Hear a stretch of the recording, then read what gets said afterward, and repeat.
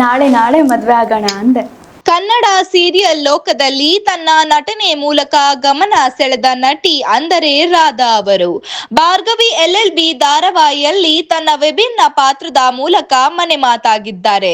ಇದೀಗ ರಾಧಾ ಮತ್ತು ರಾಣವ್ ಮದುವೆ ಸುದ್ದಿ ಫ್ಯಾನ್ಸ್ಗೆ ಫುಲ್ ಖುಷಿ ಕೊಡ್ತಿದೆ.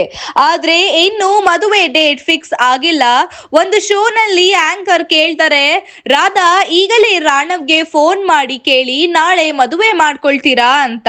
ಆಗ ರಾಧಾ ಅವರು ನಾಚಿಕೊಂಡು ಫೋನ್ ಮಾಡಿ ಅದಾದ ನಂತರ ಹಲೋ ರಾಣವ್, ನಾಳೆ ಮದುವೆ ಮಾಡ್ಕೊಳ್ಳೋಕೆ ರೆಡಿಯಾ ಅಂತ ಕೇಳಿದಾಗ ಅದಕ್ಕೆ ರಾಣವ್, ನಾಳೆ ಯಾಕೆ ರಾಧಾ, ನಾನು ಈಗಲೇ ರೆಡಿ, ಕೈಯಲ್ಲಿ ತಾಲಿ ಹಿಡ್ಕೊಂಡು ತಿರುಗ್ತಾ ಇದ್ದೀನಿ, ನೀನೇ ಡಿಲೇ ಮಾಡ್ತಾ ಇದೀಯಾ ಅಂತ ಹೇಳಿದ್ದಾನೆ.